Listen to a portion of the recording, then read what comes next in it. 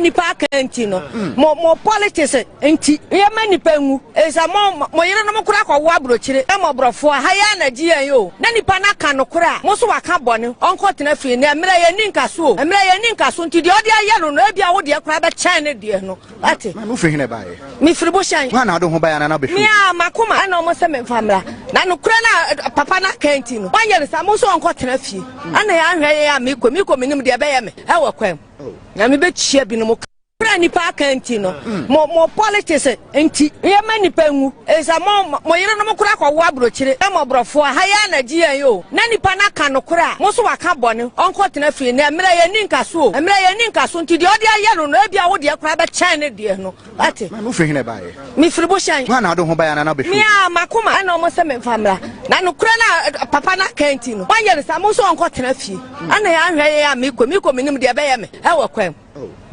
So I observed something, or we observed something on the NDC anniversary. I don't know whether other media saw it or they didn't notice it, but it was very important and very critical.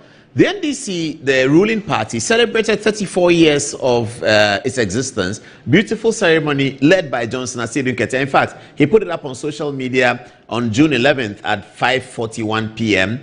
and said, yesterday I joined comrades, party faithfuls and supporters to celebrate the 34th anniversary of the National Democratic Congress under the theme 34 years of democracy, unity and progress. The occasion, he said, offered an opportunity, blah, blah, blah, to reflect. And then he has some photographs here. Here's Asiedu Nketia himself, still wearing his very expensive shades. And then you have Fifi Kwete, the Honorable Mahama Ayariga, party officials, and Asiedu Nketia. Then you have the cake cutting ceremony. And this is why it gets important, viewers. So this is the highest ranking NDC group that attended the event. It included the majority leader, the Honorable Mahama Ayariga, Fifi Kwete, the General Secretary, Asiedu Nketia, the chairman, and then I can identify Senator Rawlings as well. This is the highest ranking NDC group that attended the event. Where was the president, viewers? The president was absent from the event. President was in town. Vice President absent from the event. Vice President was in town. Chief of Staff absent from the event. Chief of Staff was in town.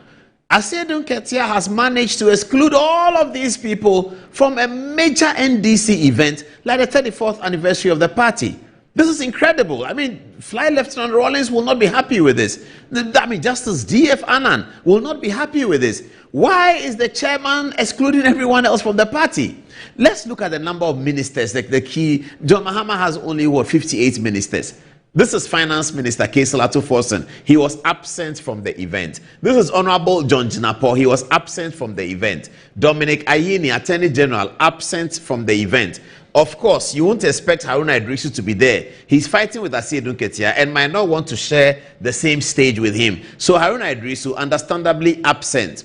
Eric Opoku, Agric Minister, also the contestants for the big ticket, absent. Kwame Abuja, absent. Ahmed Ibrahim, local government minister, didn't go. Elizabeth Ofuso-Ajari, trade minister, didn't go. Ablan Jifa Gomashi should have been there to show the tourism dancing that she's so well noted for. She was absent. Dr. Agnes Momo Latte, she didn't go. Emilia Atta, she didn't go. Emilia Atta is a cadre of the party. She didn't go. George Opariado, the minister for employment and youth and all of that, he didn't go. George Opariado is in fact an existing party official. He's the national youth organizer of the party. Until the next election, which is soon, he's the national youth organizer of the party. He didn't show up.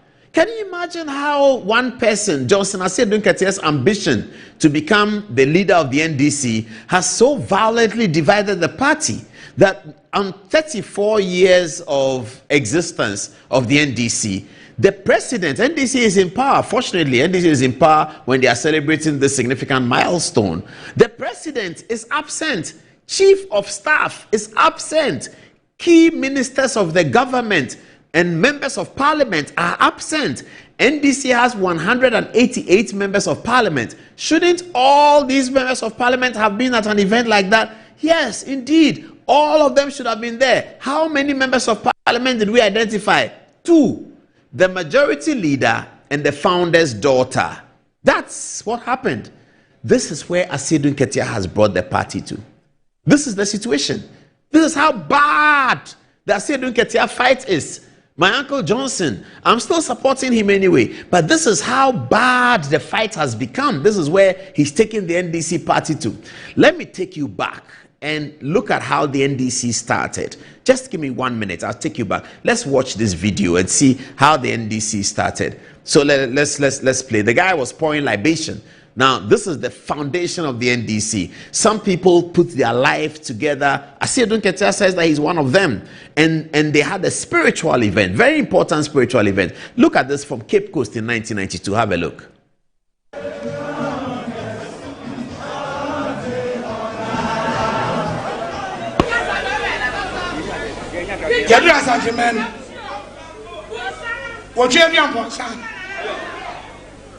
Asasi ya mnamwa ensan wakula bi asantu kotoko ensan asuna fo ensan bretu ensan waluku ensan ebia na ensan akwo na ensan akuna ensan nana no me enne adi ani enna ne ya nwini ne ya nsusuo enne abam Ghana nana no me ensan nana no ma ki etresa ho ya kene ya da ya so na ye ya se na wo man ban na ya hwehwe no ene ba ma Jerry John You saw that, didn't you? Yes, that's a spiritual foundation. It's very, very important for all of these institutions that want to last long. And now, after 34 years of existence, now let's go back to the same event. How the chairman of the day, the first chairman of NDC, Alhaji Isifu Ali, people say they were co-chairman and the other chairman was called A.A. Munufie. But this was Alhaji Isifu Ali taking the chair at the function to announce the new party's first flag bearer for the upcoming elections of 1992. Have a look at Isifu Ali. Honorable delegates, with these credentials of the proposed candidate, I can only urge this Congress to unanimously endorse the nominations which have come from the constituencies. Long live the revolution, long live the National Democratic Congress, long live the Lieutenant retired John Rawlings, long live Ghana.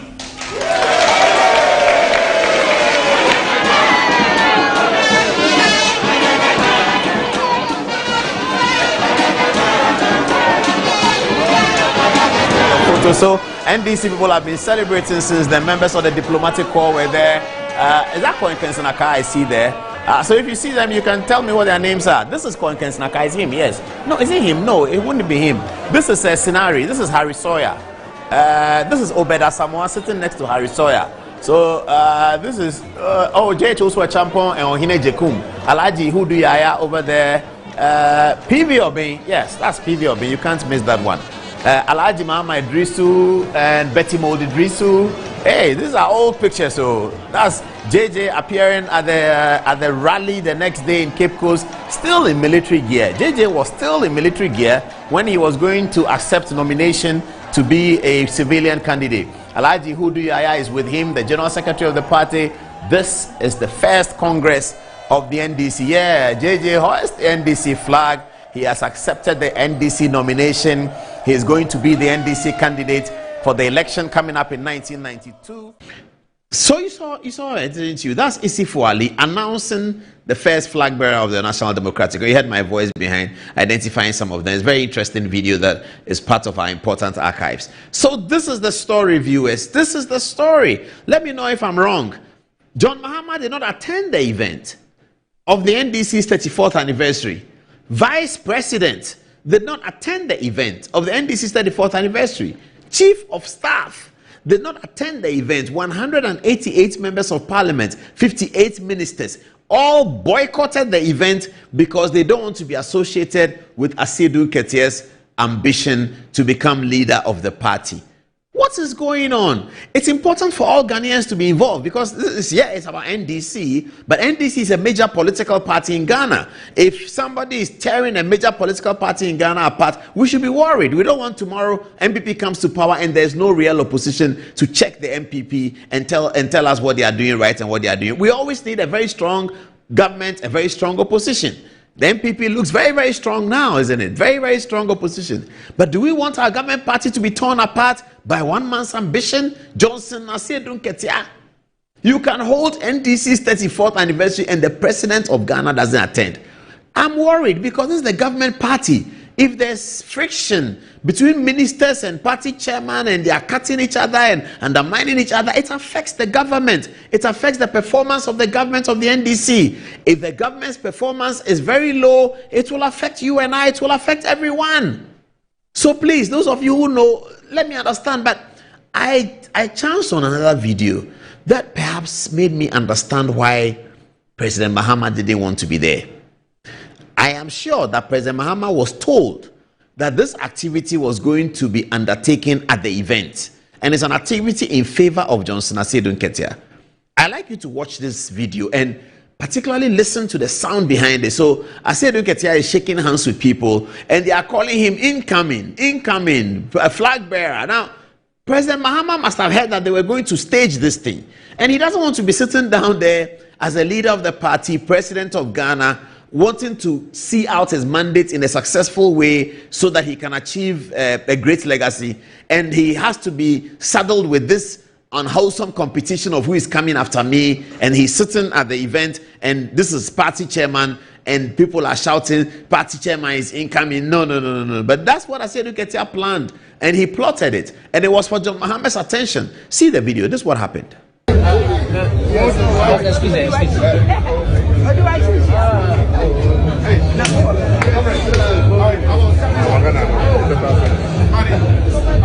The next president. Our next president. Chairman General. When the president is here. Chairman one. Chairman one. President, when he is here. When he is here. He is very humble. The most humblest people. So you know that my story is verifiable. It's not. I'm not making it up. You saw it. This is how it is. This is what they were telling us in Nketia there. That's why John Mahama didn't come. I mean, I'm confused, as you may be too. 34th anniversary of NDC, all these people didn't show up. I'm confused. Please, if you are confused like me, send a message to Good Evening Ghana official. But let's get on a more serious note. This week is World Cup. This is World Cup, and the Black Stars are playing on Wednesday.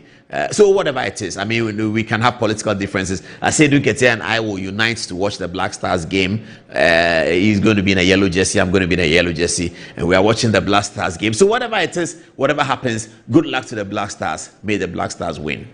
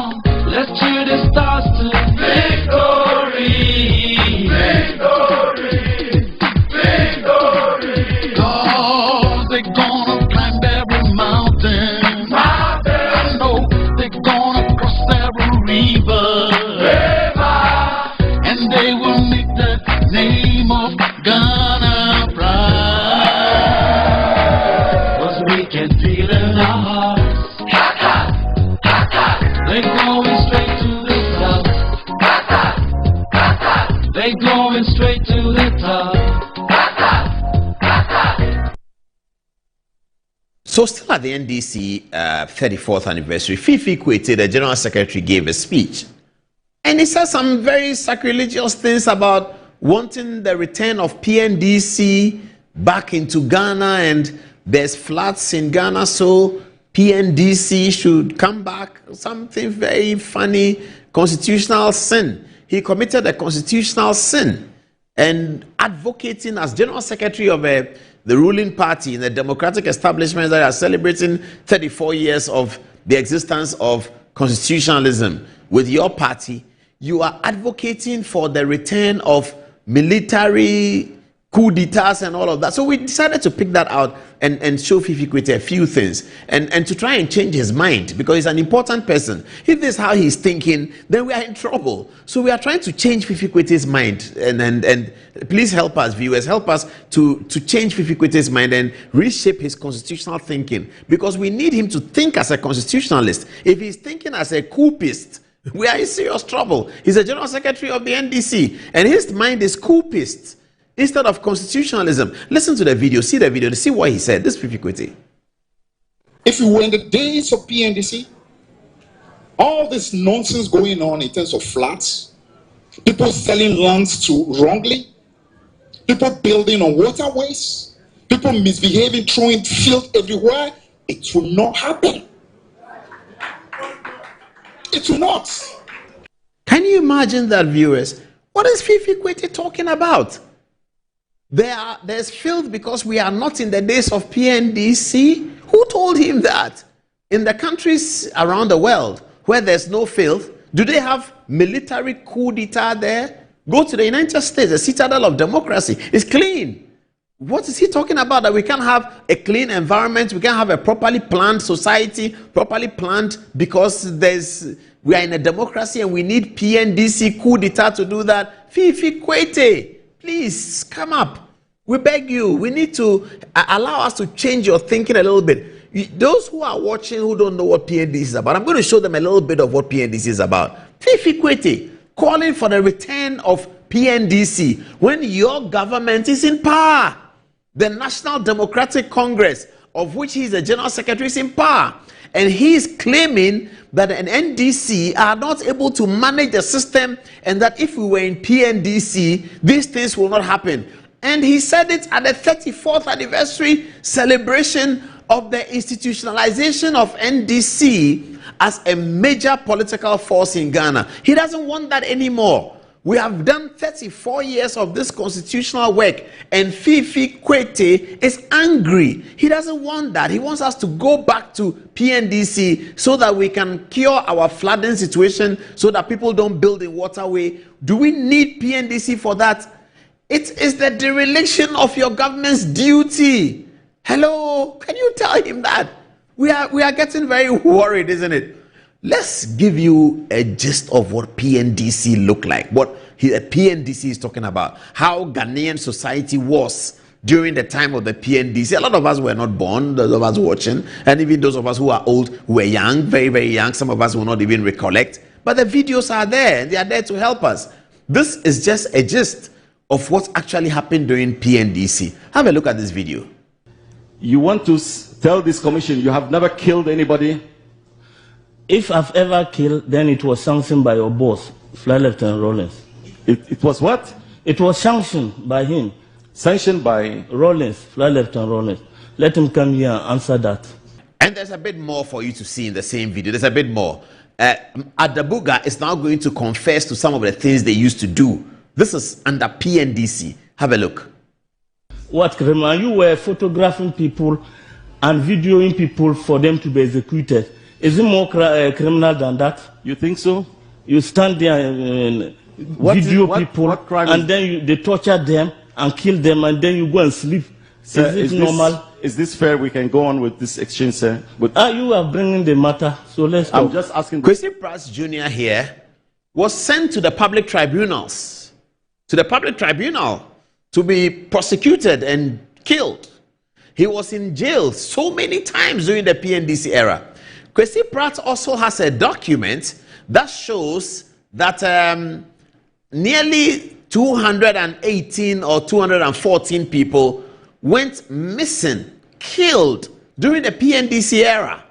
And Fifi Kwete is telling us that if it was PNDC era, there will be no flooding. If it was PNDC era, people will not build in waterways. That's not even true. People don't build in waterways when systems work. You don't need gun. And PNDC era, with all its humongous and outrageous excesses, killings of human beings, maiming of human beings for political reasons. You don't need that. Just tell Fifi Kwete that he should tell his ministers to be up and doing. They should be doing their work. That's all it's about. Your government, let me have Fifi Kwete again. Your government, Fifi Kwete, part of the reason why we are having this problem is that your government cancelled the contract of sanitation service providers.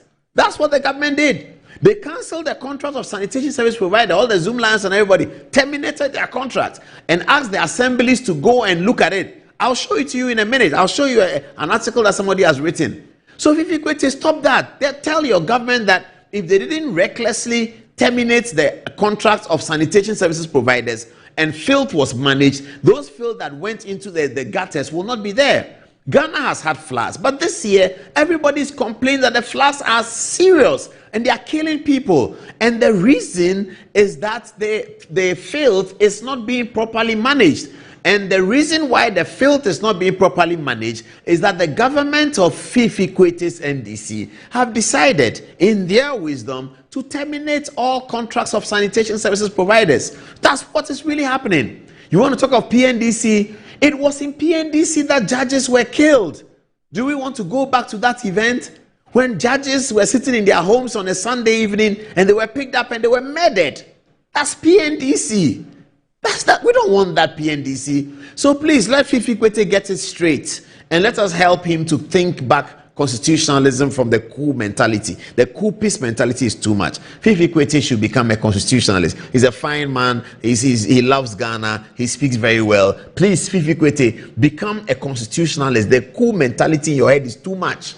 It's just too much. You cannot be a general secretary of a party called National Democratic Congress. They have democratic in their name. You can't be a general secretary, a former member of parliament, former minister of a party like that and come and tell us that because there's floods, you wish that we were in PNDC era. Oh no, this cannot be said. It shouldn't be said. It's bad. It's not good at all. It's very, very bad. But let's help Fifi Kwete. I mean, he's our friend. Let's help him to begin to think as a constitutionalist rather than thinking as a coupist. It's not good at all. It's not good. So we're going to help Fifi.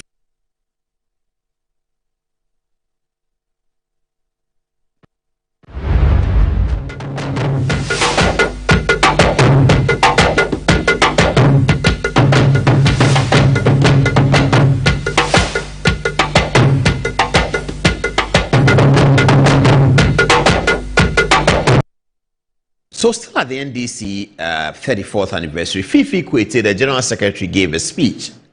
And he said some very sacrilegious things about wanting the return of PNDC back into Ghana, and there's floods in Ghana, so PNDC should come back. Something very funny, constitutional sin. He committed a constitutional sin and advocating as General Secretary of the ruling party in the democratic establishments that are celebrating 34 years of the existence of constitutionalism with your party. You are advocating for the return of military coup d'etats and all of that. So we decided to pick that out and show Fifi Kwete a few things and to try and change his mind, because he's an important person. If this is how he's thinking, then we are in trouble. So we are trying to change Fifi Kwete's mind, and please help us, viewers, help us to change Fifi Kwete's mind and reshape his constitutional thinking, because we need him to think as a constitutionalist. If he's thinking as a coupist, we are in serious trouble. He's a General Secretary of the NDC and his mind is coupist instead of constitutionalism. Listen to the video, see the video to see what he said. This is Fifi Kwete. If you were in the days of PNDC, all this nonsense going on in terms of flats, people selling lands wrongly, people building on waterways, people misbehaving, throwing filth everywhere, it will not happen. It will not. Can you imagine that, viewers? What is Fifi Kwete talking about? There's filth because we are not in the days of PNDC. Who told him that? In the countries around the world where there's no filth, do they have military coup d'etat there? Go to the United States, the citadel of democracy. It's clean. What is he talking about? That we can't have a clean environment, we can't have a properly planned society, properly planned, because we are in a democracy and we need PNDC coup d'etat to do that. Fifi Kwete, please come up. We beg you. We need to allow us to change your thinking a little bit. Those who are watching who don't know what PNDC is about, I'm going to show them a little bit of what PNDC is about. Fifi Kwete calling for the return of PNDC when your government is in power. The National Democratic Congress, of which he is the General Secretary, is in power. And he is claiming that an NDC are not able to manage the system, and that if we were in PNDC, these things will not happen. And he said it at the 34th anniversary celebration of the institutionalization of NDC as a major political force in Ghana. He doesn't want that anymore. We have done 34 years of this constitutional work, and Fifi Kwete is angry. He doesn't want that. He wants us to go back to PNDC so that we can cure our flooding situation, so that people don't build a waterway. Do we need PNDC for that? It is the dereliction of your government's duty. Hello, can you tell him that? We are getting very worried, isn't it? Let's give you a gist of what PNDC look like, what PNDC is talking about, how Ghanaian society was during the time of the PNDC. A lot of us were not born, those of us watching, and even those of us who are old, who were young, very, very young, some of us will not even recollect. But the videos are there, and they are there to help us. This is just a gist of what actually happened during PNDC. Have a look at this video. You want to tell this commission you have never killed anybody? If I've ever killed, then it was sanctioned by your boss, Flight Lieutenant Rollins. It was what? It was sanctioned by him. Sanctioned by? Rollins, Flight Lieutenant Rollins. Let him come here and answer that. And there's a bit more for you to see in the same video. There's a bit more. Adabuga is now going to confess to some of the things they used to do. This is under PNDC. Have a look. What, Krema? You were photographing people and videoing people for them to be executed. Is it more criminal than that? You think so? You stand there and video people, and then they torture them and kill them, and then you go and sleep. Sir, is it normal? Is this fair? We can go on with this exchange, sir. But you are bringing the matter, so let's talk. I'm just asking. Kwesi Pratt Jr. here was sent to the public tribunals, to be prosecuted and killed. He was in jail so many times during the PNDC era. Kwesi Pratt also has a document that shows that nearly 218 or 214 people went missing, killed during the PNDC era. And Fifi Kwete is telling us that if it was PNDC era, there will be no flooding. If it was PNDC era, people will not build in waterways. That's not even true. People don't build in waterways when systems work. You don't need gun.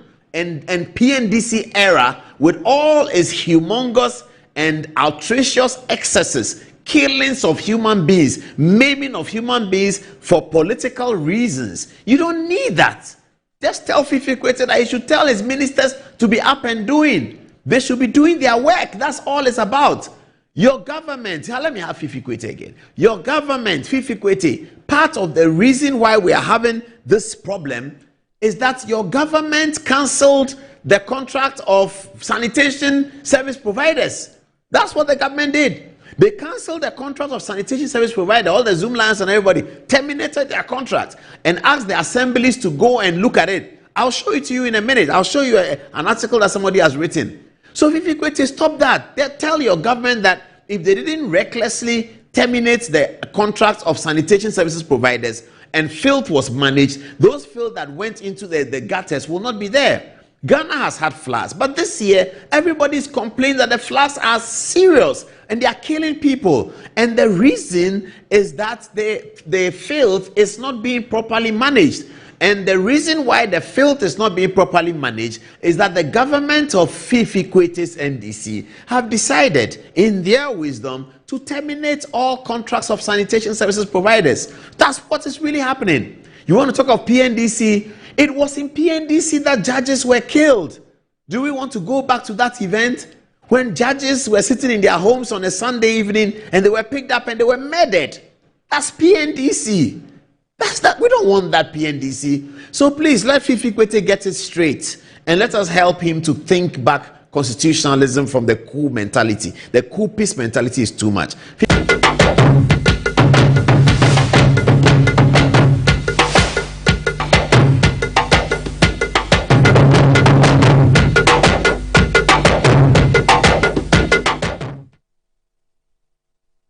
So I observed something, or we observed something on the NDC anniversary. I don't know whether other media saw it or they didn't notice it, but it was very important and very critical. The NDC, the ruling party, celebrated 34 years of its existence. Beautiful ceremony led by Johnson Asiedu Nketia. In fact, he put it up on social media on June 11th at 5:41 p.m. and said, yesterday I joined comrades, party faithfuls and supporters to celebrate the 34th anniversary of the National Democratic Congress under the theme 34 years of democracy, unity and progress. The occasion, he said, offered an opportunity, blah, blah, blah, to reflect. And then he has some photographs here. Here's Asiedu Nketia himself, still wearing his very expensive shades. And then you have Fifi Kwete, the Honorable Mahama Ayariga, party officials, and Asiedu Nketia. Then you have the cake cutting ceremony. And this is why it gets important, viewers. So this is the highest ranking NDC group that attended the event. It included the majority leader, the Honorable Mahama Ayariga, Fifi Kwete, the General Secretary, Asiedu Nketia, the chairman, and then I can identify Senator Rawlings as well. This is the highest ranking NDC group that attended the event. Where was the president, viewers? The president was absent from the event. President was in town. Vice President absent from the event. Vice President was in town. Chief of Staff absent from the event. Chief of Staff was in town. Asiedu Nketia has managed to exclude all of these people from a major NDC event like the 34th anniversary of the party. This is incredible. I mean, Fly Lieutenant Rawlings will not be happy with this. Justice D.F. Annan will not be happy with this. Why is the chairman excluding everyone else from the party? Let's look at the number of ministers. The key, John Mahama has only, 58 ministers. This is Finance Minister Kaisel Atuforsen. He was absent from the event. This is Honorable John Jinapo. He was absent from the event. Dominic Ayini, Attorney General, absent from the event. Of course, you won't expect Haruna Idrisu to be there. He's fighting with Asiedu Nketia and might not want to share the same stage with him. So Haruna Idrisu, understandably absent. Eric Opoku, a Greek minister, also the contestants for the big ticket, absent. Kwame Abuja, absent. Ahmed Ibrahim, local government minister, didn't go. Elizabeth Ofuso-Ajari, trade minister, didn't go. Ablan Jifa-Goma, she should have been there to show the tourism dancing that she's so well noted for. She was absent. Dr. Agnes Momo Latte, she didn't go. Emilia Atta, she didn't go. Emilia Atta is a cadre of the party. She didn't go. George Opariado, the minister for employment and youth and all of that, he didn't go. George Opariado is in fact an existing party official. He's the national youth organizer of the party. Until the next election, which is soon, he's the national youth organizer of the party. He didn't show up. Can you imagine how one person, Johnson Asiedu Nketia's ambition to become the leader of the NDC has so violently divided the party that on 34 years of existence of the NDC, the president, NDC is in power. Fortunately, NDC is in power when they are celebrating this significant milestone. The president is absent. Chief of staff is absent. Key ministers of the government and members of parliament are absent. NDC...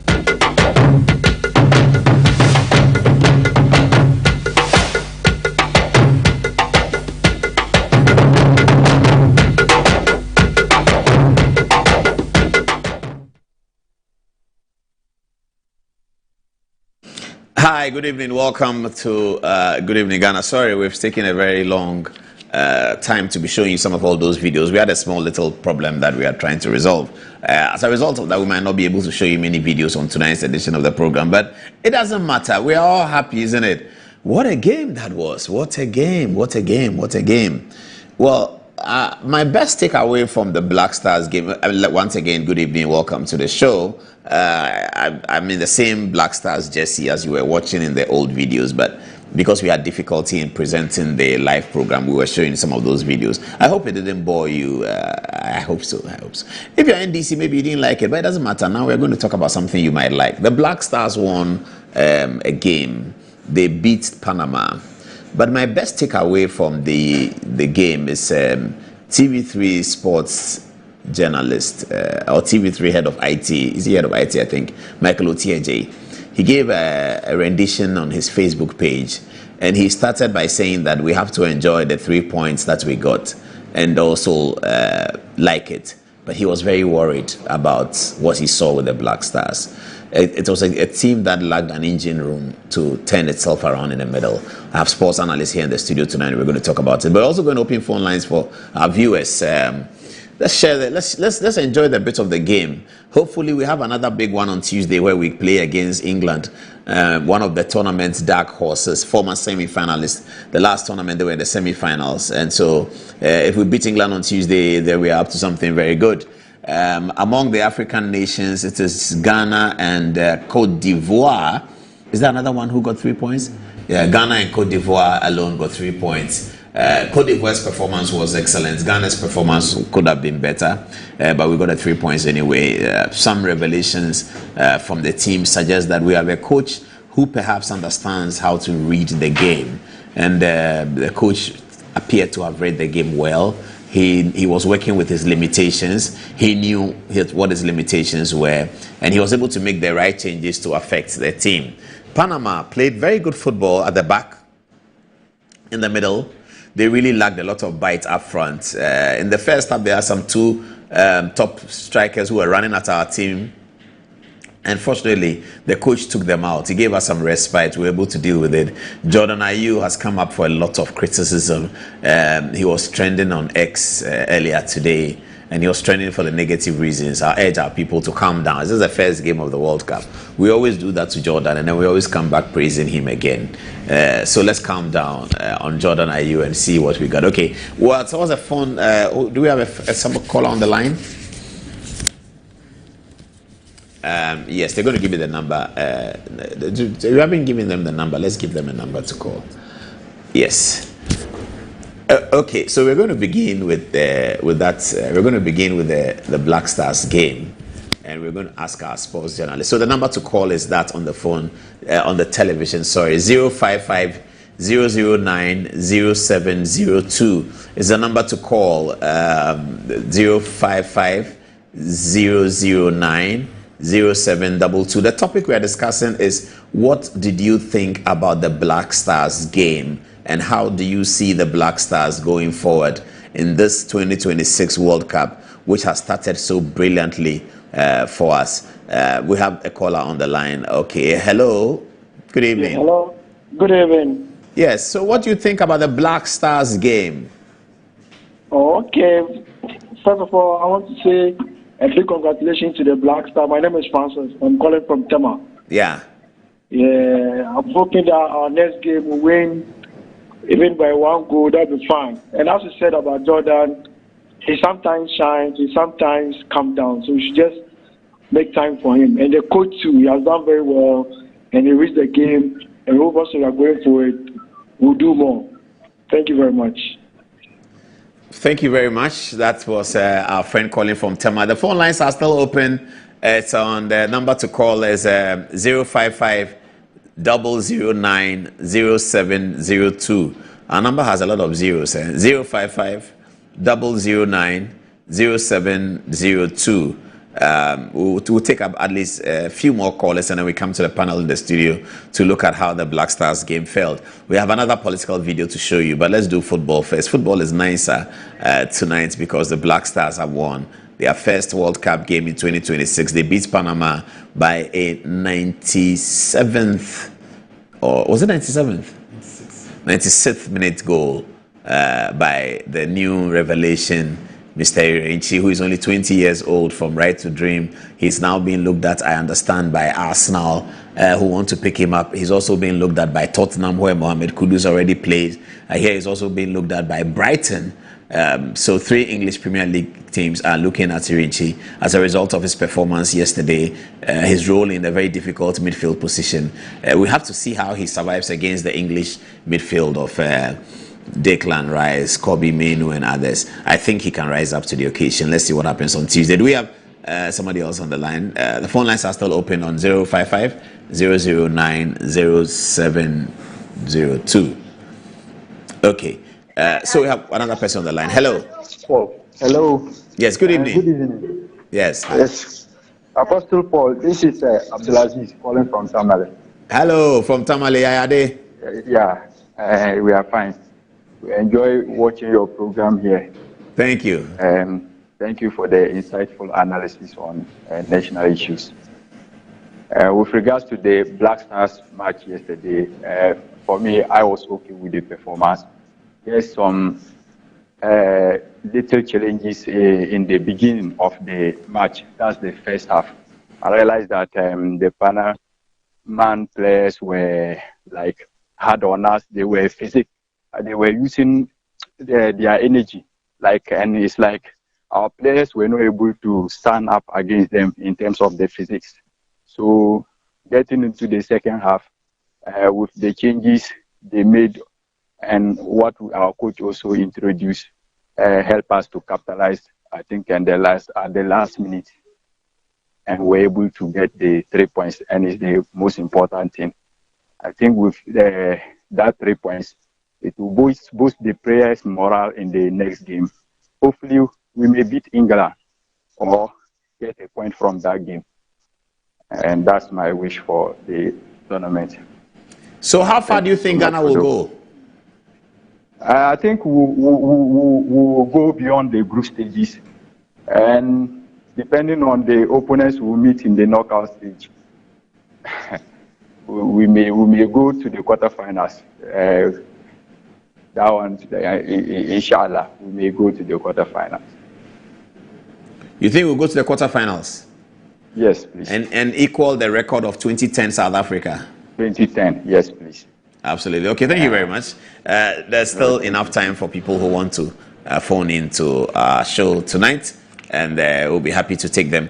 Anyway, let me come to our panels in the studio. 055-009-0702 is the number to call. Let me start with Shaibu. Yes. Shaibu, what was it at the end of the day? Or let me say halftime, what were your impressions?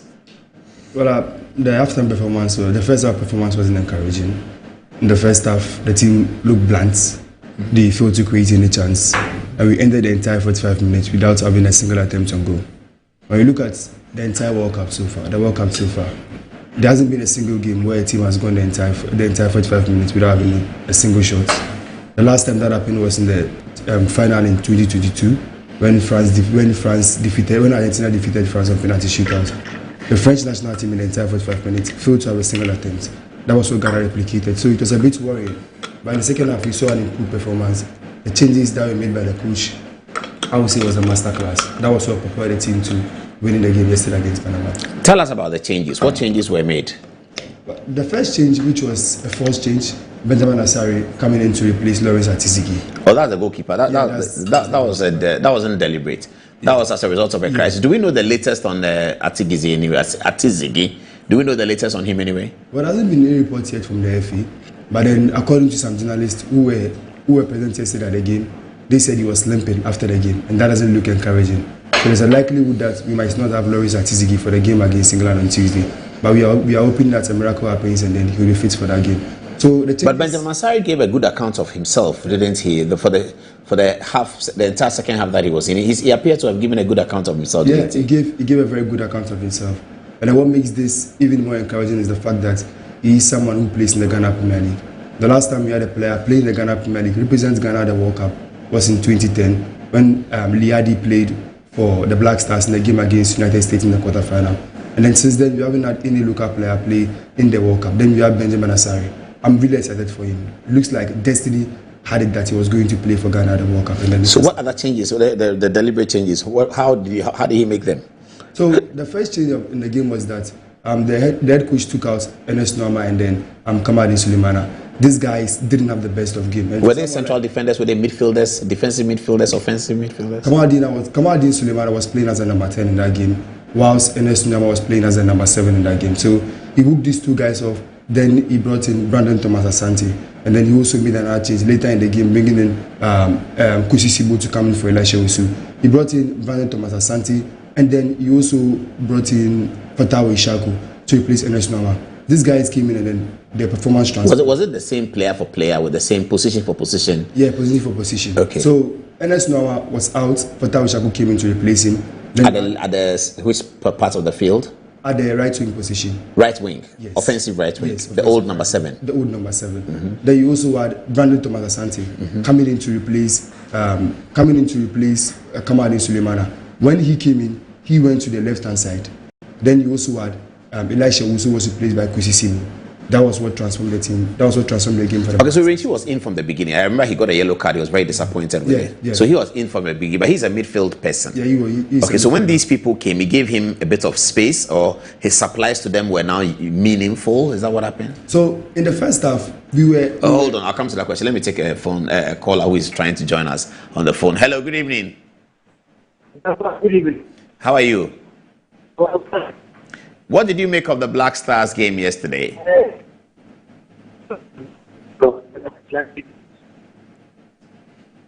Oh, we lost him. Okay, I think we lost him. You can go on. So, as I was talking about the changes, so you had these people coming. Renchi was already in. What did these changes make? What did they change in the Black Stars setup? So, once that changes were made, the Black Stars became more progressive. Someone like Caleb... England game. The game became more progressive. Someone like Caleb Renchi in the first half, I felt he was doing way too much for himself. And then this has to do with coaching. He was almost everywhere on the football pitch. And once he had that yellow card, I was even fearing that there's a likelihood that he might get a second yellow card, and that would be a red card. But then he kept his composure. Once those substitutions were made, it means that the Black Stars became more of an attacking threat. We started to play the ball more. We started to have a go at our opponents. We started to create chances. And that was what made us see the best of Caleb Renchi. Look at the goal we scored, for instance. He took the ball. The ball came from Gideon Mensah. Then Caleb Renchi made a run from the midfield position into the opponent's half. In a game around the 96th minute, it's very difficult for you to see a central midfielder in that position. But he was there to bury the chance when it came. Oh, because the distance he had to cover. Yeah, he had central midfielder to get there. Yes, he had to cover because it was a fast. I think that I will attribute half of the goal to Semenyo's defense splitting pass. Yeah, a pass from Gideon Mensah. Gideon Mensah to Semenyo. Yeah, Gideon Mensah to Semenyo, then Semenyo to Brandon Thomas Asante.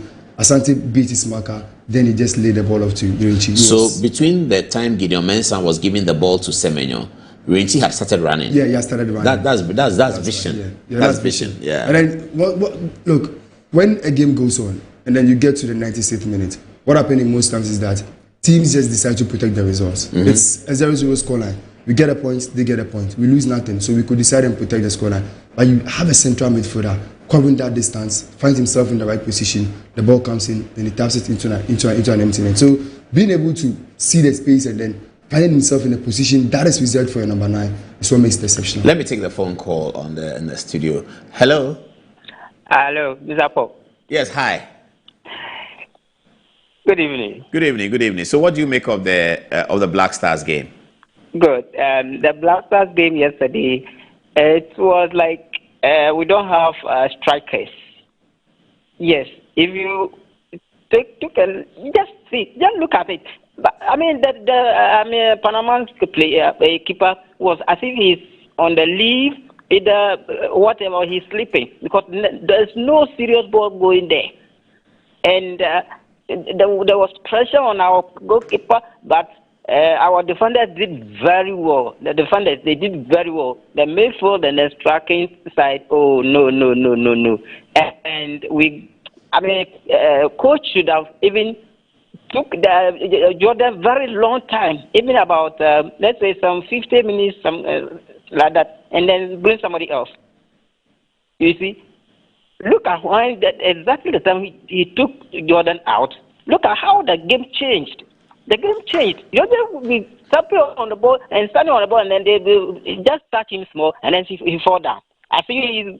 What is this? If you are tired, tell the coach that, oh, I'm tired, and then they take you out.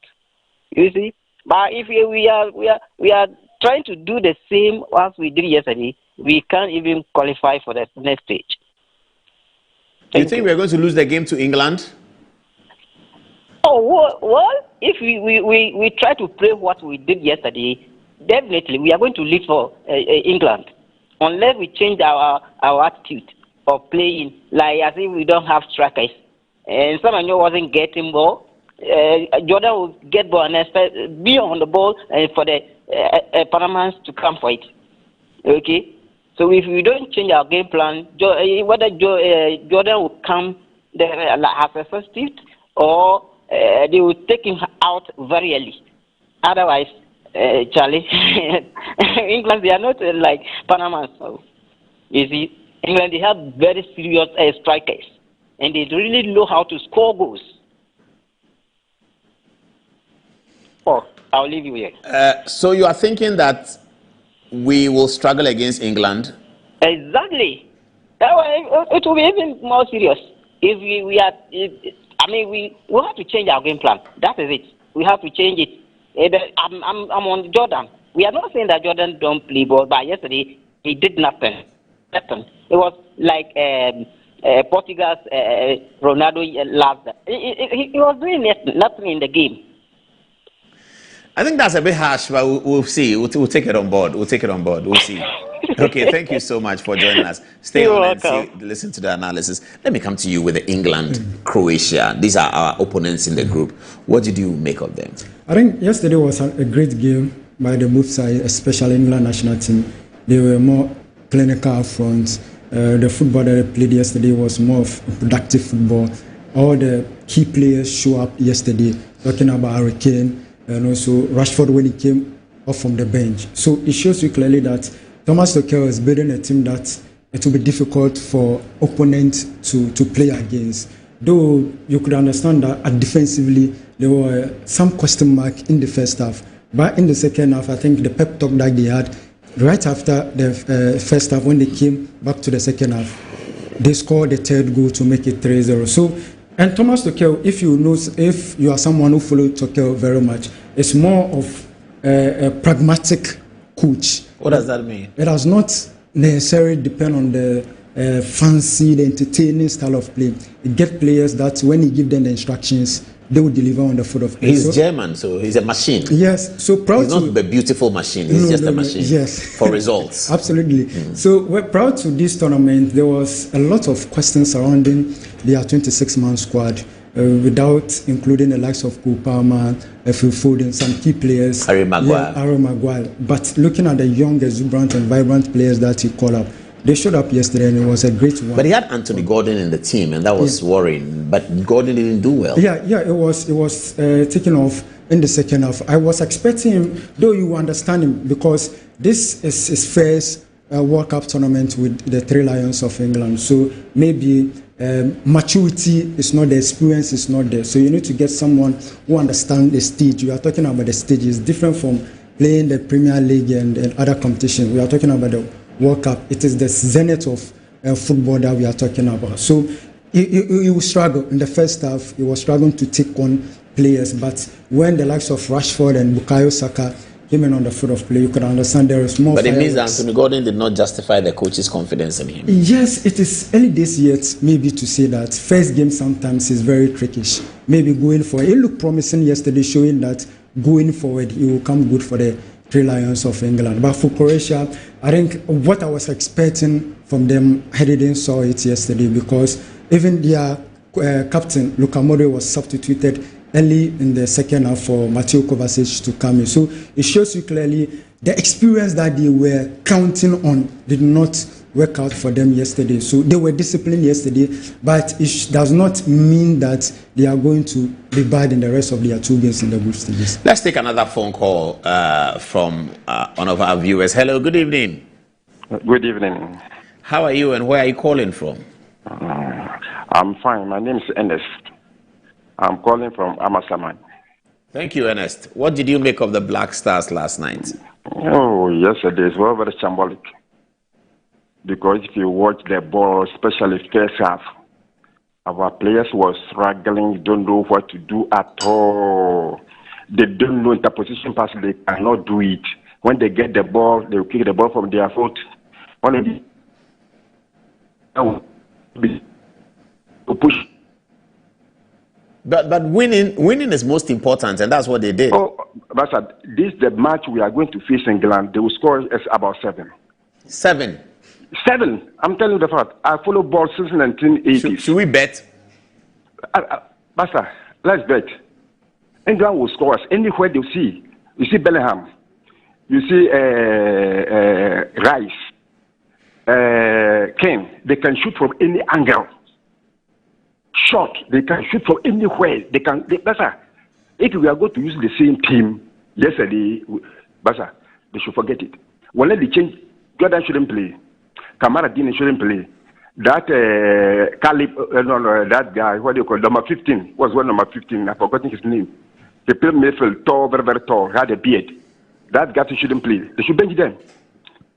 They should bench them. When they bench them, the second half, those who came, like I was wearing number 10, and then what they call Ishaku. You see, Ishaku is somebody who always push the ball forward to make the power pressure on the defenders so that he will push the defenders back. All players who were playing yesterday, when they get the ball, they cannot push the defense back. So we need such players to play like if Kudus were to be there. Basket is not there. But Shaku there, they should start Shaku so that he can push somebody like Urari, and then this guy, they can put them back a little bit. Other than that, Tuesday, Masa, they are going to score some more goals. Wow, you don't sound encouraging at all. Oh, no. Let us say the fact. But if you cannot beat Buku Bango, how can I say I can beat Buku Bango? Yeah? Say the fact. The ball Jordan is playing, they should bench me entirely. They should bench him. Oh, I don't think we are being unfair to Jordan. We always shout on him, and then later we come and praise him. Boss, please, we watch ball. My ball is my food. Ball is my food. Jordan, he's out of form now. He's out of form. Let us say the fact. He's out of the form. Even at all, Crystal Palace. Crystal Palace, Champions League. He don't have the first 11. He's not among the first 11. When you watch it, he doesn't play. At times, 3 minutes to full time, 5 minutes to full time before they bring him in. If that's a Champions League championship, you can't play. And now the team has relegated to League One. So you don't get the first 11. How can you be a national captain? We should bench him. They should bench him. He has done his best. As Partey will return to the team in the game against England, will it make a difference for you? Yeah. If a Partey comes, Rinchi can go forward a little bit to help the forward so that they can get goals. So you want Thomas Partey to come into a defensive midfield position? Yes, please. That's 100%. It should come. Okay. Thank you very much. Thank you very much for your contribution. Let me continue with you. So Thomas Partey comes into the middle, lower defensive, as they call it, defensive midfielder. Yes. Will that change something? Yes, because when you look at our midfield yesterday, it was very soft. We are lacking someone like Partey because in the midfield, he is the experienced player in the midfield. He has been at the World Cup before. He has been with the national team for a very long time. And when you look at the guys who are in the midfield, are young players who are now coming up. When you take Elisha Wusu, who played at the last edition, talking about the 2022 FIFA World Cup. So you need someone like Partey to bring the maturity aspect of the game and what we are looking for, the experience aspect. So when we don't have the best when it comes to defender, so you need to get... That was one of the most impressive parts of our game in the first half. Yes, I would say yes, because they've not played together for a very long time. When you take Atizigi out of the conversation and maybe Gideon Mensah, this is the first time the rest of the three players are playing at the World Cup. And including Gideon Mensah and even Atizigi, this is the first time they are playing together. As five. Yes, the back four, including the goalkeeper, are playing together in a competitive game. So cohesion, understanding, communication will go against them. But it shows clearly that if they had more games, they could have been better than what we expected yesterday. But at least they play one game together now, so the next game should be better. Yeah, improve one. But they're going to be busy in the next game. So you need to get someone like Partey to galvanize and protect the back four from exposing when maybe we go. But this is a game where they're going to have overexposure. We probably have to have a system where we are playing two defensive midfielders. Yes. You know, when you watch Arsenal towards the end of the season, Declan Rice was playing like a central defender the last few games. Yes. We need that kind of thing. We need a central midfielder playing like a defensive midfielder. So you're going to have technically 3 number 5s. And then you still have the number 6. Yes. That's the way to deal with England. Do we have the resources to We have the resources. Luckily for our coach, he's a coach. When you look at the friendly game that we play against Wales, Declan... hold on, there's somebody on the phone. Let me take him and then I'll come back to you. Hello. Hello, good. Oh, this is our first female for the night. Hello. Hello, good evening. Good evening, and thank you for calling, madam. Where are you calling from? The pato make a tea while Mr. Yo, yate, country. But the Joyce the worker swap. Joyce Kaswa, Bibi Aboko there. Yanko Padu Monamonswe. Baboko. The Pabucho Blasters for no, my idea. Tell your mambo giddy, Omobobo, cry, your goal here. Into your sack go now, England for your born Sabians. You better show me a sound. Why? You better show me a sound. You better show up, Rosa, Crabell, you better go course, you better go near Anna. And no. Bye bye. Bye. That's it. Okay, go on. From the comment of our viewers, let me check this one inside. Do you know that the Blasters of Ghana have not lost a second group game in the World Cup since 2006? Okay, so let's calculate. So 2006, we lost to Italy. We won the next game against Czech Republic. Yes. 2010, we won the first game, the penalty from Asamoah Gyan. Yes. Then we won. We drew against Australia 1-1. Australia was a draw in that place. Very difficult match. I was there. Yes. Very difficult game. And then in Brazil 2014, we lost our first game against United States 2-1. Then we drew with Germany 2-2. In Qatar 2022, we lost against Portugal and won against South Korea. We lost against Portugal first. So what was our last game in South Korea? Uruguay. Oh, that's the one we couldn't win. Yes. Did we draw or we lost? We lost. We lost that game. Okay. We lost that game. Let's take another caller on the phone. Hello, Paul. Yes, hi. Hi, good evening. Good evening, sir. I think there's something that we need to talk to the players about. Normally, because of the fact that we always praise the person who scored the goal. Anytime they are moving forward and someone is in the position for them to release the ball, they will be holding on to the ball to be able to score, so they say that they have scored. Most of the team who are able to win their matches release the ball sometimes. But anytime people are in front, Jordan, they wanted to score the goal themselves. They will see their friends waiting for the ball, but they will be doing everything to score themselves. And that thing, they need to talk to them about it. It is the team that wins. But anytime they wanted to have the individual glory, that's the problem and the challenge of this team for some time now. So you are blaming the supporters for over-publishing the coach have to talk to them, because when they have the ball and there's someone in a position that they can release the ball, yes, the supporters issues could also come in, because we always, praise that individuals score the goal. Wow. Without looking at the whole team. So that attitude, Ghanaians, we always want you to get the praise instead of the totality of the team. And it's affects the team at any point in time. You realize that someone is in a very good position. When the person releases the ball to him, he'll be able to score easily. But one person will be holding the ball, struggling to score himself. And you cannot do that in a competitive game like this, the World Cup, where chances will not come so often for you. So the coach have to look at this and talk to the players. And the supporters also have to understand that, when somebody scored a goal, we should celebrate the whole team, not the individual that will be shouting and praising all over that is the one that scored the goal and all that. And I think it's affecting the team. Anytime we have opportunities up from there, you realize that this goal could be scored, somebody could have scored a goal easily. But one person wants to score himself, and then they will come and take the ball for him. What do you think is our chances against England? At least if you're able to even get a draw, I think the defenders did very well. So if Patrick come back and hold the midfield, then we're able to get a draw, or at least the miracle happens like what happened. So you're hoping for a draw against England or a late win? Yeah. I'm expecting something like that. Okay, excellent. Thank you so much. Thank you for joining us. Thank you. Yeah, you were making a point about the viewers, what they were saying. So again, talking about Jordan, when you're someone who have been monitoring the Blasters for a very long time, it is time for Jordan Ayew to even be playing better than the young ones. But it seems the young ones are even playing better than him. And look, plays better than old in football, isn't it? No, because the oldest have the experience and maturity when it comes to the ball that we are talking about, especially at the World Cup. He has been at the World Cup for 3 times. So he needs to understand the stage very well comparing to the other players. Now we are talking about a coach who again is in love with that quick transition style of play. So when you look at our goal that we score against Wales, check the sequence, the number of passes before we enter in the 18-yard box, and how we executed the goal.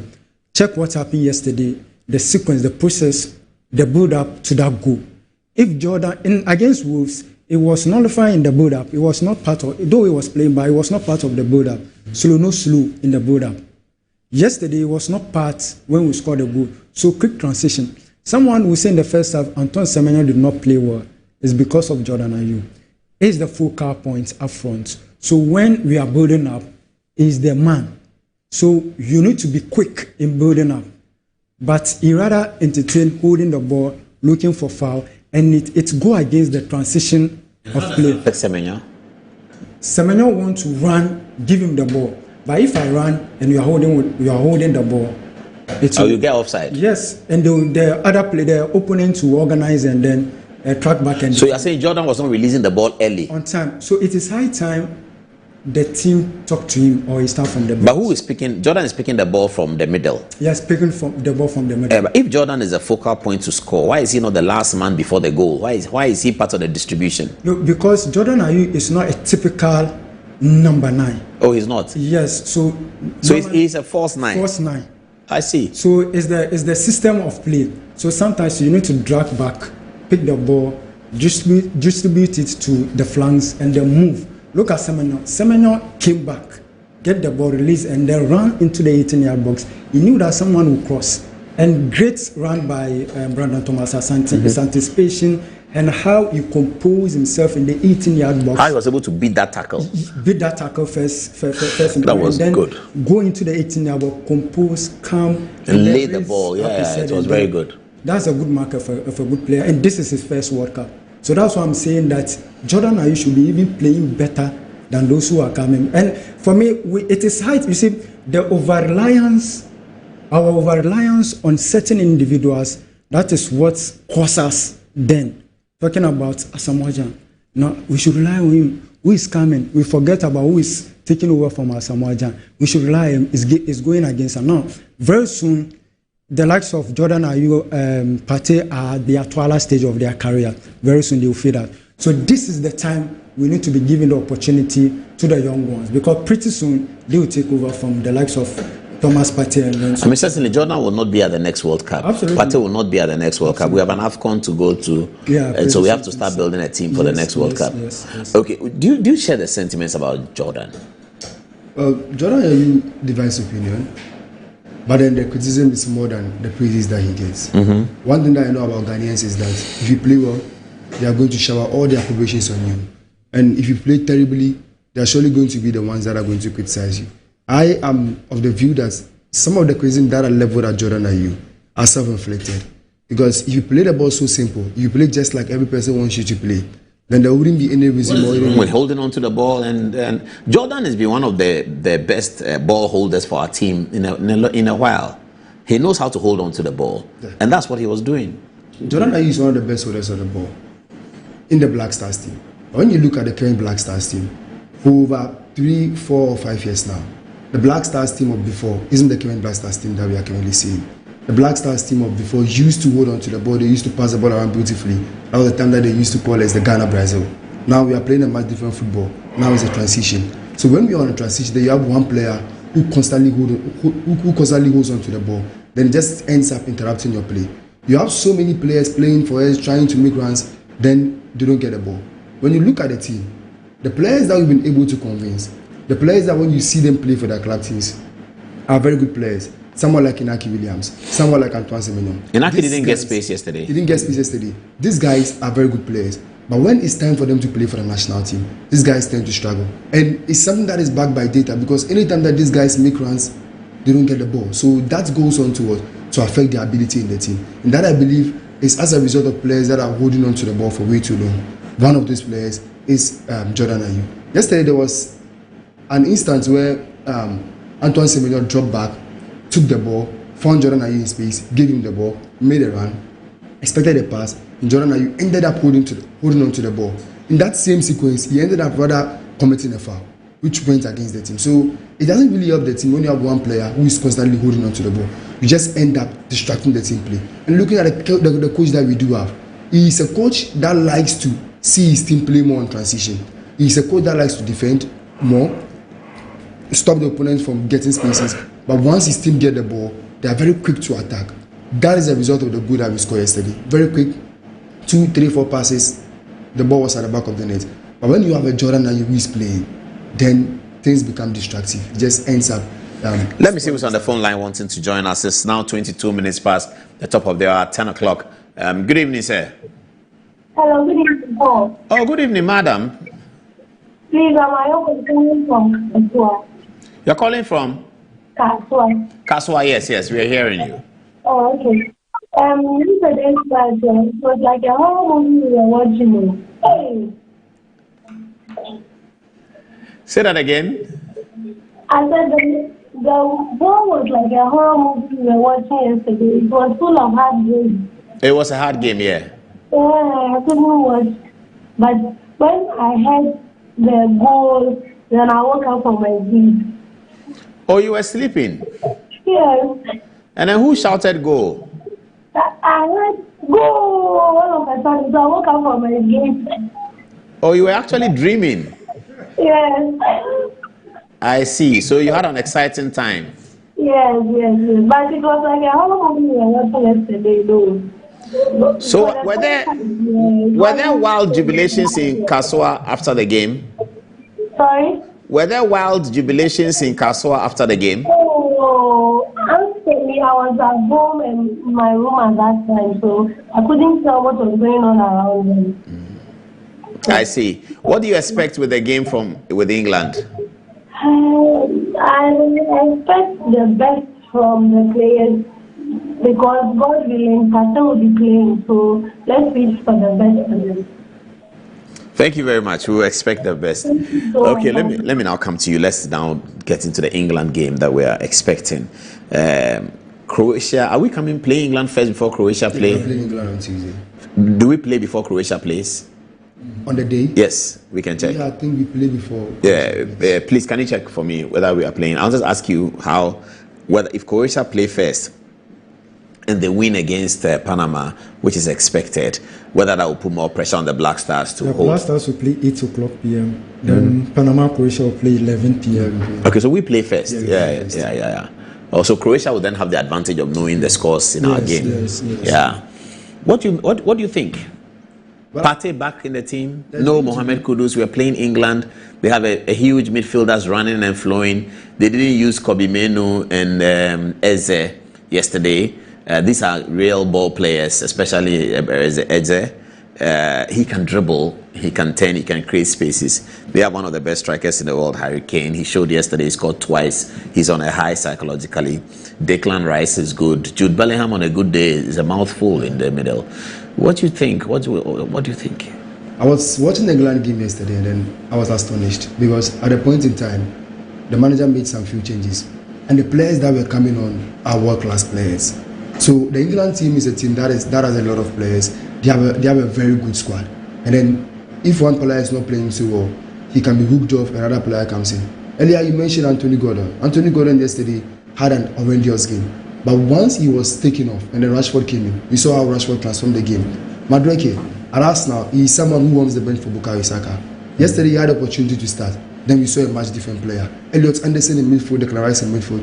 These guys are exceptional guys. And even at a point in time, Declan Rice, who is a key cog in their midfield, was taken off. A gentleman who came in to replace him was also a decent guy. So the England team is a team that is made up of superstars.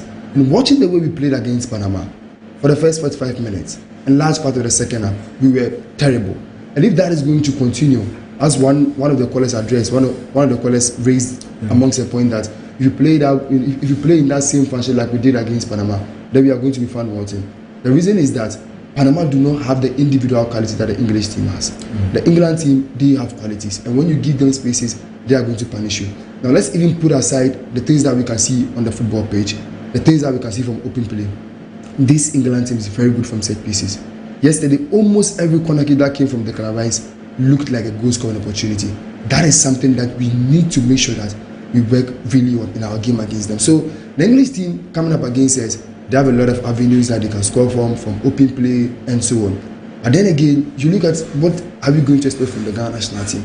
The Ghana national team has constantly come up with surprises. And even this tournament entirely is a tournament that has come with surprises. We saw Portugal and DR Congo, we saw Spain and then Cape Verde. So the surprises keep coming.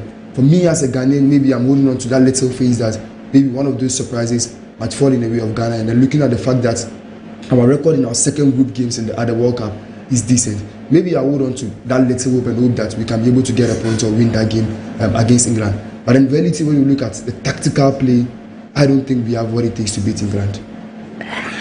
Okay, we don't have anybody on the phone line yet. Let me ask Ikua what people are saying. Then we take a short commercial break. It's football time tonight. Okay, we have somebody on the phone. Let's take him. Hello.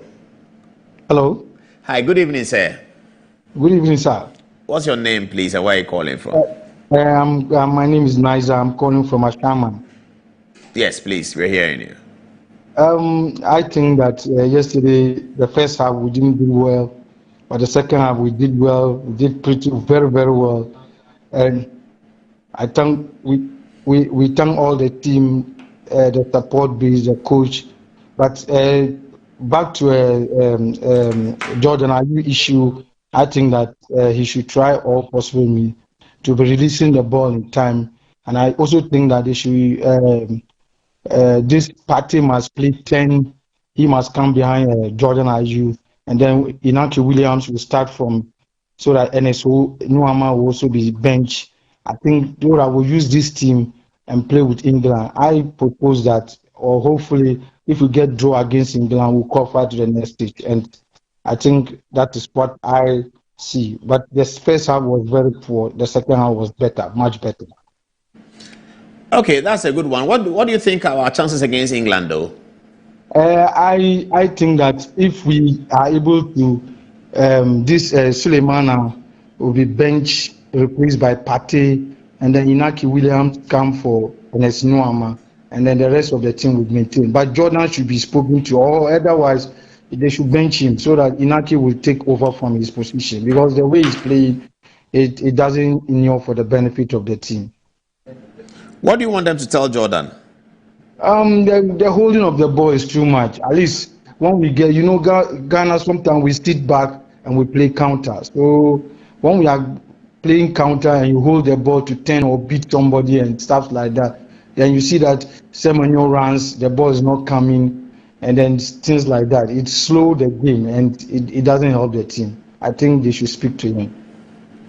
Okay, thank you very much. That's a good one. Now let me come to a text message. What are other people saying? Thank you so much, Paul. This is coming from Shifman Ose. He says, congratulations to the Black Stars on their victory. For me, my player of the match was our number 4 jersey player, Ajeti. He was outstanding in defense and played a crucial role in the team's success. Coming from Nana Yauchilling, he says, our players need more time playing. Aside individual brilliance such as Semenyo and Yurenchi, as for Jordan, the less said, the better. Yao Febri says, congratulations to the Black Stars for their victory over Panama. They played to the best of their ability and secured the win. However, Panama dominated much of the game, so the Black Stars need to improve their ball possession in the upcoming matches if they want to progress to the next stage, which is the goal of every participating team. Winning the first game will boost the morale of the Ghanaians and attract more support from fans home and abroad. The team should challenge themselves to build on this momentum by defeating England and surprising those Ghanaians who currently lack confidence in the team. Coming from Ikia Atabeidu, he says, I don't agree with everything you say, Paul, but I learn a lot from your program every time I watch it. And lastly, from Zibila Saka, he says, may Allah richly bless you, Mr. Paul, for the kind of educational programs you always present. You are a national treasure whom we should value and appreciate. Tipaya, and that is thank you in Dagbani. Over to you, Paul. Oh, thank you in Dagbani is Tipaya. Ah, okay. That's nice. I know somebody called Tipaya. Okay, let's take a short break. When we come back, we'll continue with the Black Stars analysis. Today is a soft soccer program because we are all tensed Tuesday, Ghana plays England at what, 8 o'clock? 8 o'clock and then 10 o'clock. Yes. So at Tuesday, Good Evening Ghana will come on at 10 after the England-Ghana game. We'll be here right here in the studio to talk about it. Will be fully about the game. We'll have Ibrahim Zebrela, who will be at the stadium on Tuesday night, and let's see how it goes. Scotland are playing Morocco tomorrow, I believe, and hopefully they should get at least some points for Africa. Morocco are going to start the African Renaissance on the second group games. That's starting tomorrow, and so yes, we will be able to support them to win. South Africa nearly lost today, and they ended up with a draw, so they need to win the next game. Yeah, What was their next opponent? That was South Korea, yeah. Ooh. The South Korea win or they are playing now? No, they won their first game. Yeah, I know. Czechia. Yes, but are they playing about now? Yeah, they're playing Mexico. They'll play at 1 a.m. Yeah. 1 a.m. That's a good game. I'll watch it. I'll stay up. 1 a.m. is not too far from here. I like to watch the South Koreans. That is Mexico. That's a good tough game. It's going to be a tough. So whoever wins sort of has booked their ticket. 6 points. So whoever wins will be the first person to qualify for the second round. Wow, I can't wait for that game. After the break, viewers, we'll talk about other football matches for the World Cup. We'll be right here. This is Good Evening Ghana and it's live.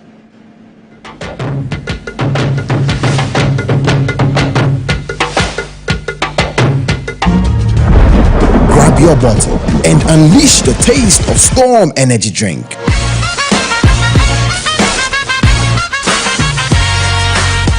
A bold flavor, a big attitude, feel the vibe, own the moment.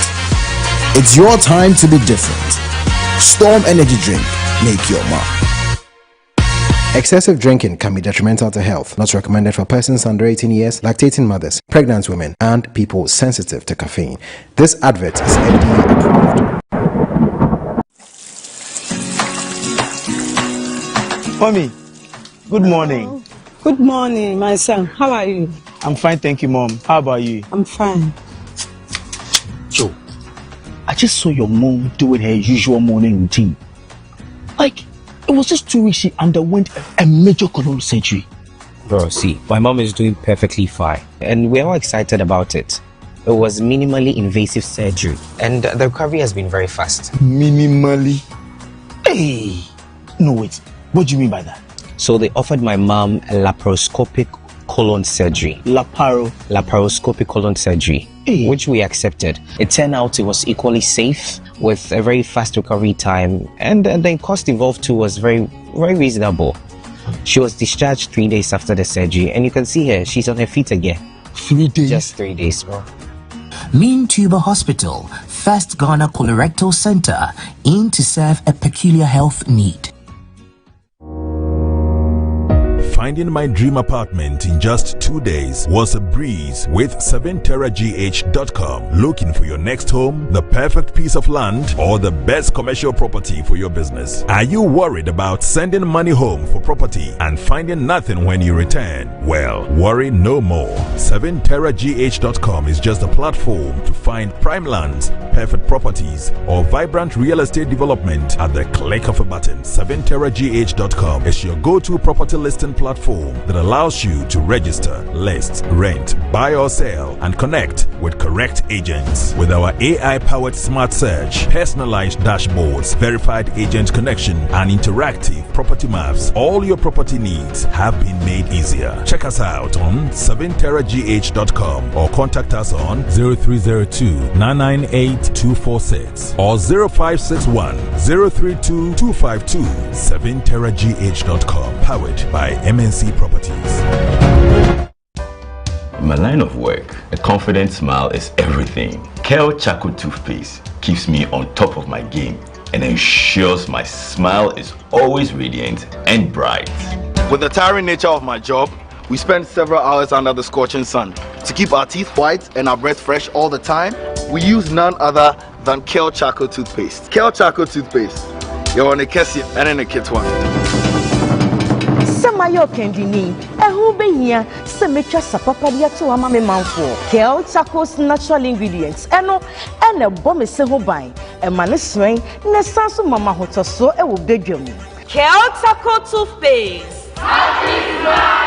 Choose Kel Charcoal Toothpaste for anti-cavity, whiter teeth, and fresher breath all day. Available in 80-gram, in 150 gram. Grab yours today. Kel, happy smile. This advert is FDA approved. Can he tee up someone in red? I be the real goat, Sam. Who is the goat? Ghana Jollof or Nigerian Jollof? You are lying. Ghana Jollof. We are talking about BET. Except be the goat, huh? My guy, him be the goat. Though our choice of goats may differ in football, music, and jollof, Alomo Bitters always brings us together. Alomo, experience greatness in every moment. Proudly produced by Casa Preco PLC. Drink responsibly. Not for sale to persons under 18 years. Not recommended for pregnant women and lactating mothers. Don't drink and drive. This advert is FDA approved.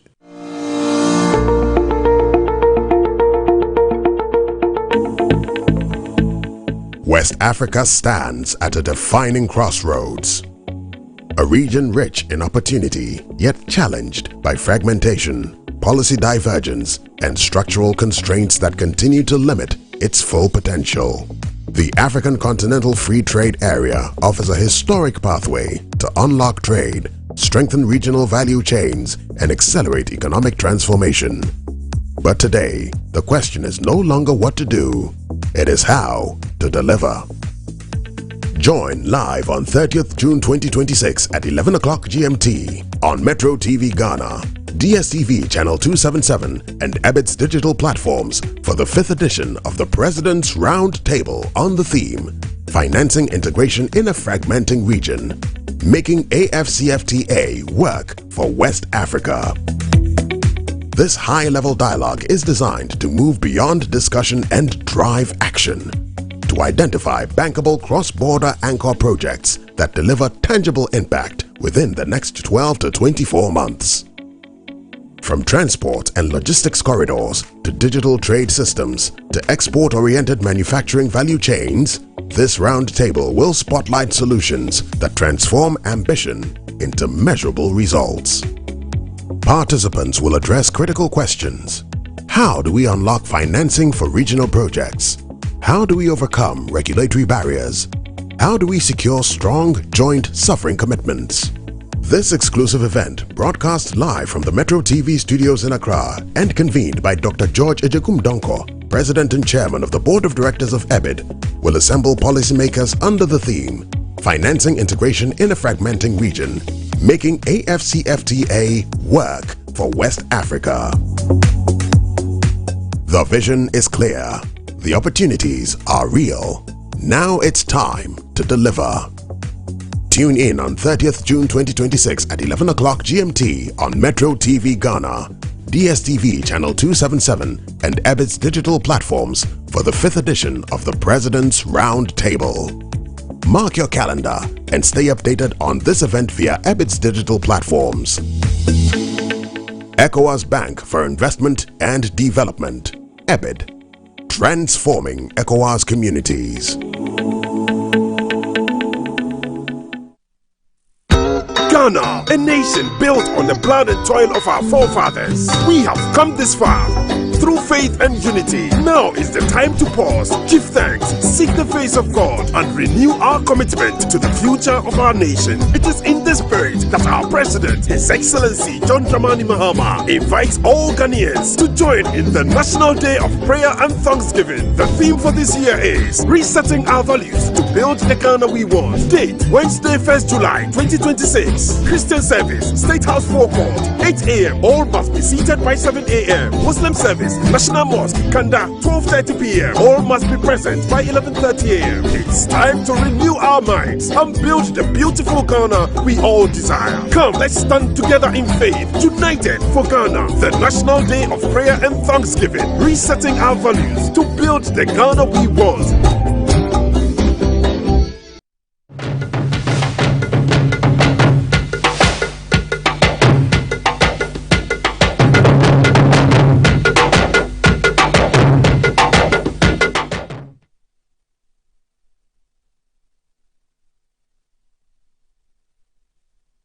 Welcome back. I've been alerted of a video I need to show you, and you know my producers, they know that I like MPP, so they say that there was in Canada after the game they went to some park and they were dancing and the DJ played na na na na oh yeah winner. I hear the place was jamming. I don't know who didn't like it in Toronto, but I'm going to show you that video. Don't worry. We'll get that video and show it to you. So let me start the next round of conversations with Shaibu again. The concern is with the Ghana-England game.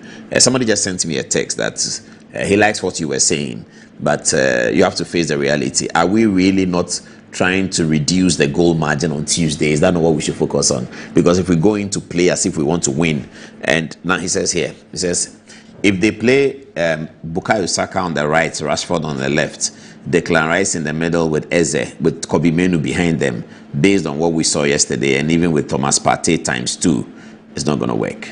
So we should be aiming at reducing. He's sincerely hoping that Benjamin Asare will not be in the goal. He says one of Benjamin Asare's weaknesses is long shots, and with Declan Rice and Co in there, and Jude Bellingham, it's going to be very, very difficult. The shots are going to be flowing, as he says, like water. So we should really be looking at reducing the margin. Do you agree with that? Well, the most important thing is... Because he says that the margin is important for the third place qualifier. If we have 3 points, so we have a big chance. He says we now have a 50% chance of qualifying if we can reduce the number of goals we concede against England and probably get a draw against Croatia or concede another few goals, 1 goal a piece or 2-1 will be okay for us to qualify. So we should focus on that, pack the bus, hope that we get that, and stop pretending that we can win. Do you agree with that? In the game involving England and then Ghana, England are outright favorites to win the game. But then this is football. Despite them being outright favorites to win the game, they have, let me say, I'll say 80% chance of winning the game. Then there's a 15% chance that the game ends in a draw, then 5% chance that Ghana might win the game. That is just rough mathematics. You have 5%, and the 5% even means that you have a chance of winning the game. So the first thing is belief. You have to believe that we can be able to do it. If you don't believe that you can be able to do it, then there's no way that you can be able to do it. And the fact that we have a 5% chance of winning the game, that means that we have a chance of winning the game. But like I was saying previously, that when you look at the team that the English national team has, the likes of Bukayo Saka, the Rashfords, the Harry Kane, the Declan Rice, the Elliot Andersons, the Reece James, and so on, they have enough to disturb the Ghanaian team. And like I was saying, unless I'm just trying to be hypocritical, or I'm just trying to be dishonest or be a patriotic person, England are going to beat Ghana if what we played against Panama is what we are going to repeat against England. So it's a very dicey game. England are favorites to win the game. But me as a Ghanaian, I'm hoping that... Phone call. Let me take a phone call. I'll come back to you on that. There's a big conversation. Hello. Hello. Good evening. Good evening, sir. What did you make of the game last night? Fortunately, I couldn't watch the game, but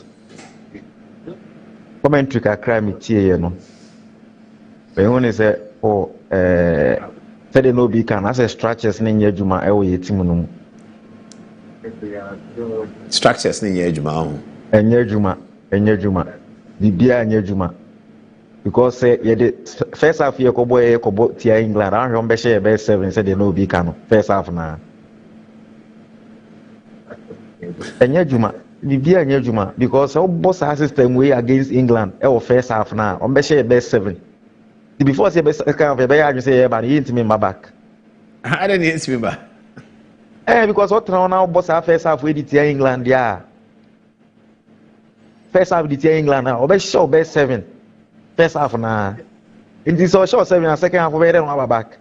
That's why I'm by. Maybe you if you World Cup, you have my red card. No, and yes, I want to be my back. So my parking is over pitching. So I want to be back by scoring to erase the victory. You know, I told Patrick some be say it will be impossible to score that number of goals. That's it. But 7-4 crowd. I don't think so. You see, Ghana and England of any form guide. It's a Kotokone has a colonial master and colonial. But the way I've a French for no, Omoni Senegal started, you know. Na ehun abomo. If you say 2002 opening game World Cup, no Senegal share that time. Intina as a Bruni for be deja vu. As na deja vu ache omusuro say they see na san be sibium. Enti wo hwa na omoyem hyehyem, but Senegal anti men take advantage. of that in the first half. And a mom show me and look akra. Say one colonial master ne colonialist akobama. Ya share colonialist no colony no ya share ni bebre 4. I said no show 3-1 Cote d'Ivoire and no sorry Senegal and France. Inti eno na my stroke akra banka Ghana ni England there. And then Kenya form guidance. And I said the Nansia 2010 was it? Or was it 2011? You call Wembley. So much me and say you call Mamu home. Under 16 so nice goal be our share. My name in fear we diba under 16 tete hono in England ko boy Italia 91. I'm say you move from quarter finals. But near starlet level Mohamed Gago ne share go no. Yeah. Inti any England there and yes we were form and as we uniform. And one say be make sure say first 15 minutes na goalless and as any share. Say goalless, I call next 15 minutes and you see a goalless at 30 minutes goalless no. Omo yembe share omo yellow jersey no sunsum wom see omo white no. Sunsum ba. Yes, I be share omo bre. For sunsum they say ya kill sunsum no wa ho. Enno sunsum na boy ma share one go no. Ampa. Oh no kwe na make atro sunsum na boy ma share sa one go no. Yes. Sunsum na de one go no by sunsum ye kill no wa ha. Yeah, kill sunsum no. Yeah, the day na kill sunsum no. Oh, shene me koso wo manum. E bia no say na wo can be. There is no unity in the country. Obi a leading party ankasa kro no an nkrofo kra ntimi enka omumum hwe. De ekoso. Oh, so the politicians na edi o magro send them can fa ball nkaka too much sana. Paul e ka ho papa. If we are not united in our country, for account a year juma papa if you don't know. Yo, ode wakamate. Video be omonko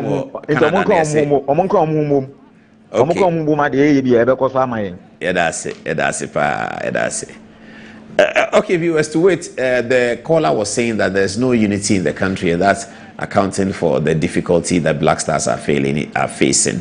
He says that if we have unity, we should be fine. He's also apprehensive about Ghana's chances against England. He says that if what we saw last night is anything to go by, Ghana will concede 7 goals in the first half against England. I think that's an exaggeration. It's not going to happen. I was telling him that it's Ghana and England games do not follow the form guide. It's like a local derby. So let's hope on that. Like Shaibu was saying, let's look at the small positives and hope on that. One of the positives is that Ghana has never lost a second World Cup game. So that's a positive. England has never really beaten Ghana in any competitive game. So that's also a positive. We hold these things together. Thomas Partey will return, and that's also a positive. Okay. So we'll deal with that. Let's take another call on the line. Hello. Hello. Yes, sir. Good evening. Yes. Where are you calling from, please? I'm calling from Botwe. Asale Botwe? Obojo. Are you calling from Asale Botwe? Obojo, yes. Okay, so let's hear you. Okay, what I'm saying is, I was impressed the way the Pan-Americans were playing. I was impressed. So you could see that when they move forward and they lose the ball, they all run back to defend.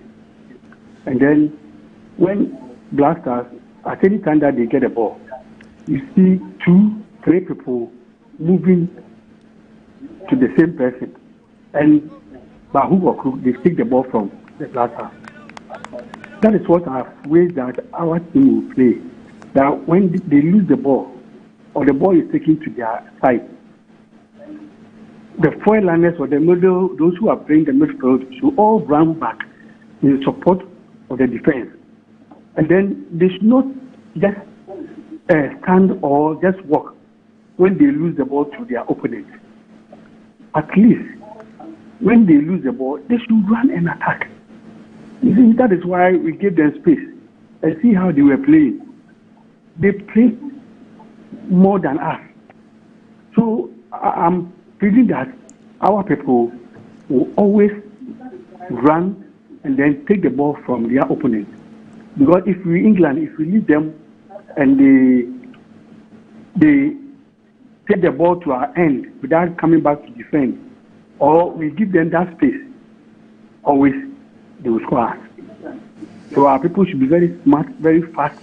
When they lose the ball, they shouldn't just leave them to carry the ball and play anyhow. You should just also move and then take the ball. You shouldn't just leave them like we did yesterday. I think if we do that, at least we'll do something. We'll play them. I'm not afraid of them at all. We can beat them. Okay, all right. Thank you very much. Thank you very much. Thank you. I have a text message from here. My friend in England, one of the students over there who helps me with some of these analysis, says that if we place third in our group, we are likely to face Portugal as group winners in their group. If we are second in our group, we play the second place team in Portugal's group, likely Portugal or Colombia or potentially DRC. If we are first in our group, we play the third place team in Portugal's group. Okay, so we are locked to Portugal's group. And so if we come third, so the third will play the first in that group. Yeah. Then the second in our group will play the second to second. Yeah. Then the third.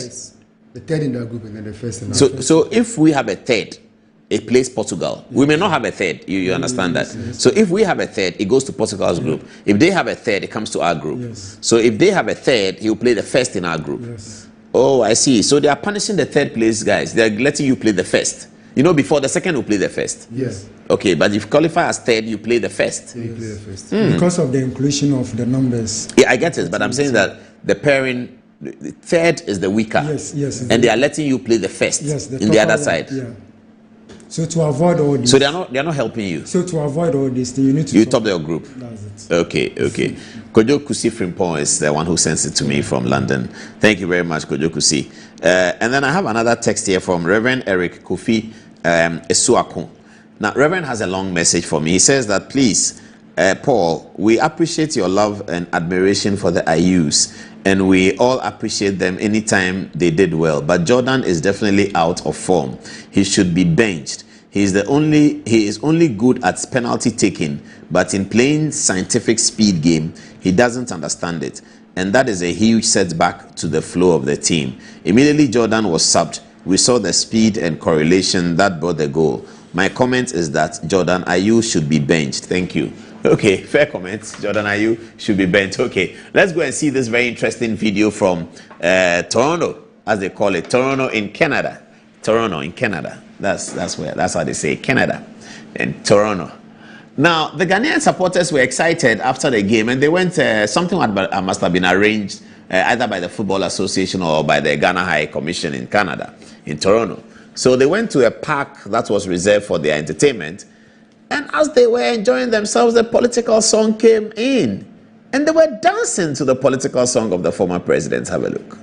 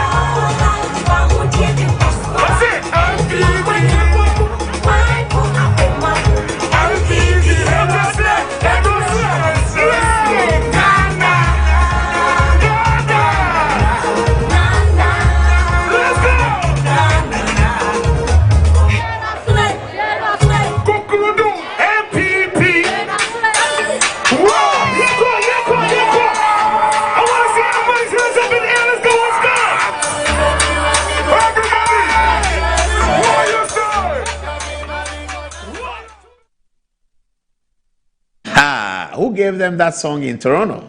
I don't know. Okay, we have a viewer on the line who wants to contribute to the show. Hello. Hello. Yes. Yeah, Mr. Ford. Good evening. Good evening. How did you see the game yesterday? In fact, I'm Sir John calling from Bolga East. You're calling from Bolga?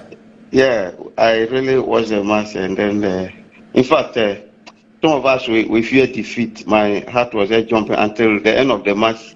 I was there praying that we should have a draw, because when they began the match, the hope and my expectation all lowered down.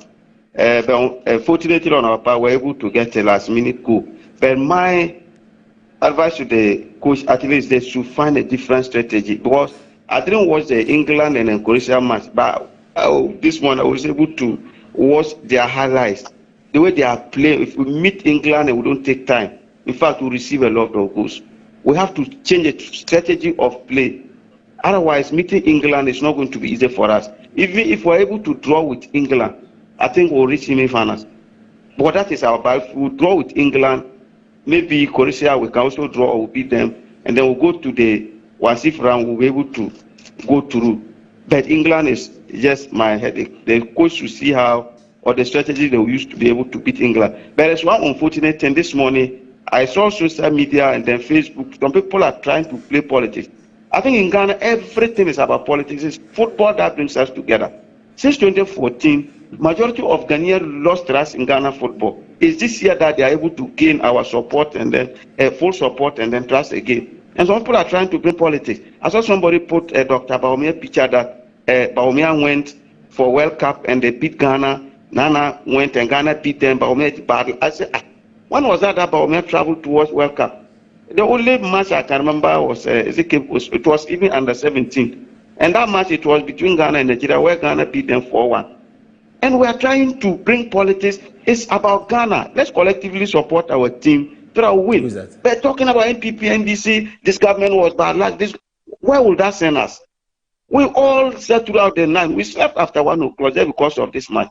And this morning we are hearing all this nonsense from some petty politicians. It will not send us anywhere. Let's collectively support the Black Stars so that we see how forward we can move as a country. Thank you.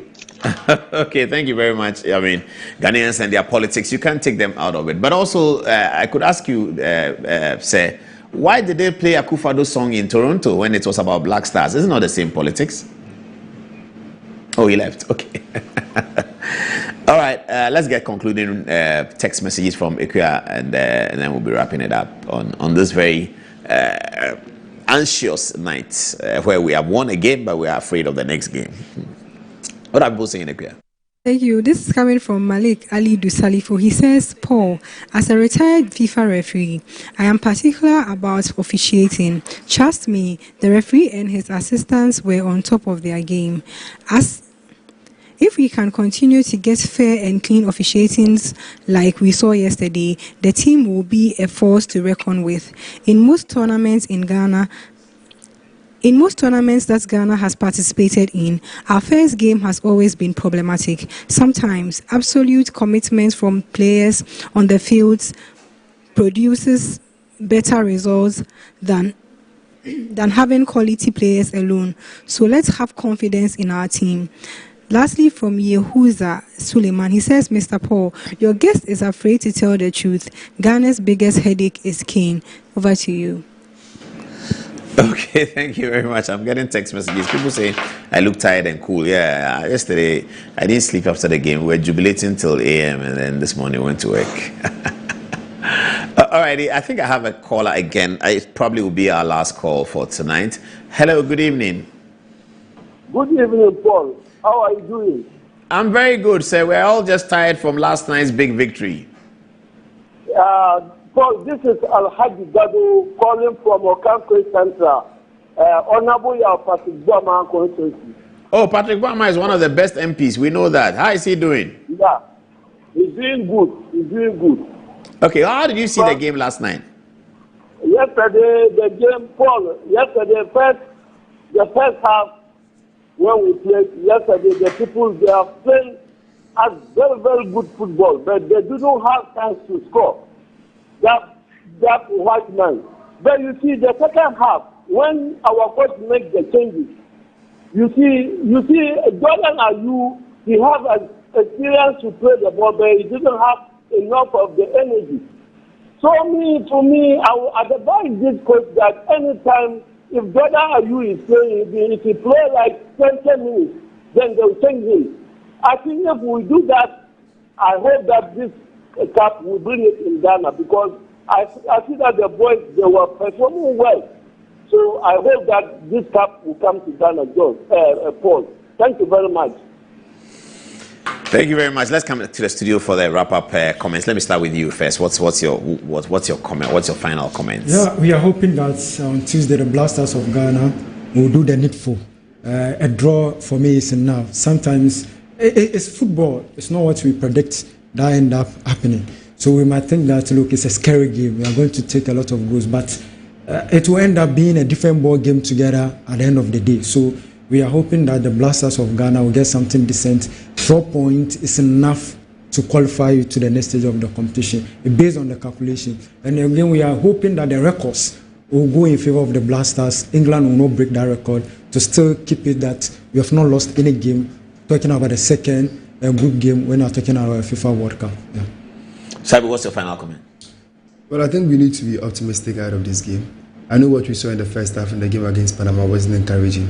And if we are to play this in the same fashion against an English team with a lot of individual qualities, they are going to punish us. But then I still believe that we need to be optimistic. We need to give the boys our full support. Look, this World Cup has brought us a lot of surprises. We saw Cape Verde coming up against a Spain team that were tipped to win the competition. A Spain team that are currently ranked number 1 on the FIFA ranking, but they were able to hold them. We saw DR Congo against Portugal.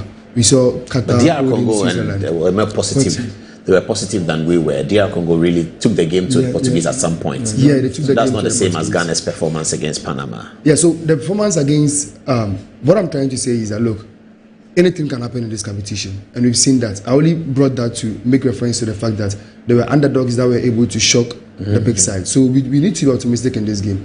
You were making reference to, earlier you were trying to bring records of Ghana playing against England and even youth competitions. Look, the year when we won the Under-20 World Cup, in 2009, in that year we played against England in the second group game, and we walloped them by 4 goals to 0. So, game against Ghana and then England, we are the underdogs in this game. But when you look at it, it's a derby, and derbies have nothing to do with form. Derby sometimes is about who just wants it more. But I know that the English national team, they are favorites for this game. We also have a good record to protect. We haven't lost a single second game in the World Cup since we made our first edition in 2006. And me trying to collect data, I've looked through all the games that we've played, even in the AFCON, even in the AFCON. And there's never been a single time that I've seen that we've lost a second group game since 2000. So what this tells you is that in our second group games in major competitions, we just turn out to do so well. Our headache always has been the first game, but this time on, we've been able to surmount that hurdle. Now we are hoping that we'll be able to show something better against England. It's not going to be easy, but I'm confident that we might even be able to pick up a draw. If you are not able to pick up a draw, then my advice is that we limit the goals that we are going to concede, because finishing third might be enough for us to qualify to the national competition. I mean, getting 3 points might be enough for us. Yeah, getting 3 points. Looking at what is happening in the other groups, the Group A where South Africa and then Czech Republic played a draw. So Czech Republic in the final game, they are going to come up against the host nation Mexico. Our hope is that they lose that game to Mexico. Then South Africa are also coming up against South Korea. The hope is that they also lose that game. If that happens, that means there's not going to be any third place team coming from Group A. Currently in Group B, we have Canada leading Qatar by 2 goals to 0. Then we also have ongoing. Then Bosnia earlier, they also lost by 4 goals to 1 to Switzerland. What that also means is that if they go into the final game, Bosnia against Qatar, I don't fancy Qatar getting a point, but we saw them in their first game against Switzerland where they shocked them and had a point. So I'm hoping that something of that sort might happen again. They will get a point. Okay, so we know that Group A has no third place. Then we continue. Group B has no third. So if we, that will let us know early whether we are going to get a third or not. And they are going to pick 8 teams. 8 teams. So, so if the bottom of Group A is 1 point, then they're out. That means then Group B, okay, that's a good one. So we'll keep our eyes on that. It's 3-0 now, I hear that. Canada. Wow, there'll be a wild jubilation. That will be their first World Cup win. And they are leading 3-0. Yeah, 3-0. Oh, they will That's go a bonkers. I can imagine that. Okay, viewers, if you want to join me on the Good Evening Ghana page, I'll be watching the game between South Korea and Mexico. That's a very good game at 1 o'clock. I'll be reporting on the Good Evening Ghana page. So if you wake up in the morning, you can check the page. I'll tell you what happened in every 15 minutes.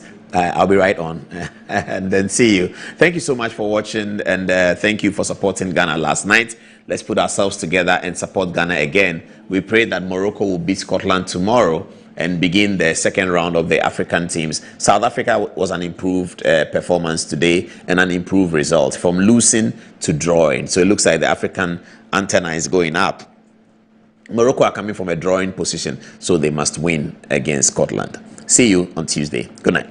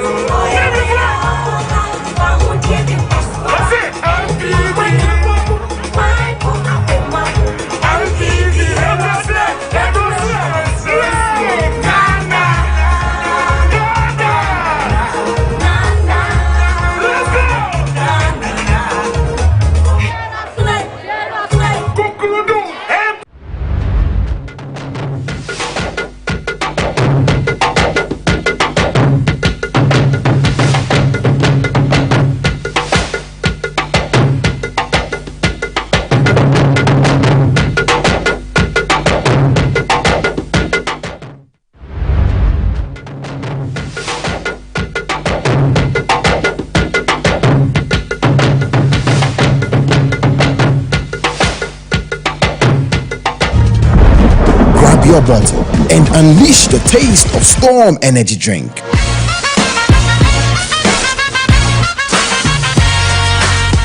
A bold flavor, a big attitude, feel the vibe, own the moment.